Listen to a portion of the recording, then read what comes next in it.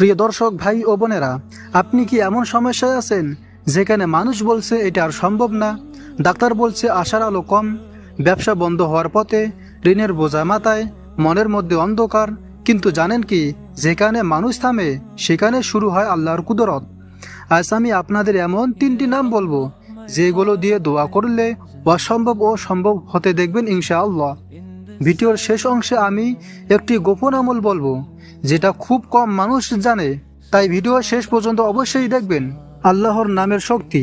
পবিত্র কোরআনে আল্লাহ বলেন, আল্লাহর জন্য রয়েছে সর্বোত্তম নামসমূহ, অতএব তোমরা তাকে সেই নামেই ডাকো। আমরা যখন কারো কাছে কিছু চাই তখন তার সেই গুণের নাম নেই। ডাক্তারের কাছে গেলে বলি ডাক্তার সাহেব, বিচারকের কাছে গেলে বলি বিচারক মহাশয়। তাহলে দোয়ার সময় আমরা কি আল্লাহ সেই গুণের নাম নিচ্ছি যা আমাদের প্রয়োজনের সাথে মিলছে? আজ জানবো 3টি শক্তিশালী নাম। প্রথম নাম ইয়া ফাত্তাহ। এর অর্থ যিনি সব বন্ধ দরজা খুলে দেন। আপনার রিজিক বন্ধ, চাকরি হচ্ছে না, বিয়ে আটকে আছে, কোনো কাজ এগোচ্ছে না, বলুন ইয়া ফাত্তাহ, ইয়া ফাত্তাহ, ইয়া ফাত্তাহ। ইতিহাসে দেখুন, যখন রসুল সাল্লাল্লাহু আলাইহি ওয়াসাল্লাম মক্কায় নির্যাতিত, চারিদিক অন্ধকার, তখন আল্লাহ এমন দরজা খুললেন যা কেউ কল্পনাও করেনি। মক্কার বিজয় হলো। আর এই ঘটনা ইতিহাসে পরিচিত ফাতেহায়ে মক্কা। যেখানে অসম্ভব মনে হচ্ছিল সেখানে আল্লাহ ফাত্তাহ হয়ে দরজা খুলে দিলেন। এই আমলের পদ্ধতি: ফজর নামাজের পর 100 বার পড়বেন ইয়া ফাত্তাহ, তারপর নিজের সমস্যার কথা বলুন এবং মোনাজাতে বলুন। দ্বিতীয় নাম ইয়া কদির। এর অর্থ সর্বশক্তিমান, যিনি সবকিছু করতে সক্ষম। আপনি বলছেন আমার সমস্যা খুব বড়, কিন্তু প্রশ্ন হলো এটা কি আল্লাহর জন্য বড়? পবিত্র কোরআনে এসেছে, নিশ্চয়ই আল্লাহ সবকিছুর উপর ক্ষমতাবান। মৃত মানুষকে জীবিত করা, সমুদ্রকে রাস্তা বানানো, আগুনকে ঠান্ডা করা, সব হয়েছে আল্লাহর কুদরতে। যেমন হযরত ইব্রাহিম আলাইহিস সালাম আগুনে নিক্ষেপ হলেন, কিন্তু আগুন হয়ে গেল ঠান্ডা ও নিরাপদ, কারণ আল্লাহ কদিরু।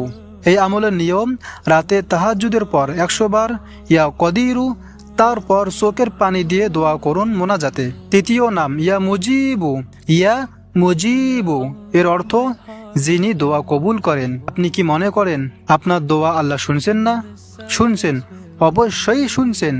আল্লাহ বলেন, তোমরা আমাকে ডাকো, আমি সাড়া দেব। সমস্যা দোয়া না কবুল হওয়া নয়, সমস্যা আমাদের ধৈর্য কম। এই আমলের নিয়ম: প্রতিদিন 111 বার ইয়া মুজিবু, বিশেষ করে সেজদায় বেশি করে পড়ুন। প্রিয় দর্শক, এখন বলছি সেই গোপন অংশ। একসাথে বলুন ইয়া ফাত্তাহ, ইয়া কদিরু, ইয়া মুজিবু। প্রথমে 33 বার করে, তারপর নিজের ভাষা দোয়া। এই সংমিশ্রণ হৃদয়ের ভিতর অদ্ভুত শক্তি তৈরি করে।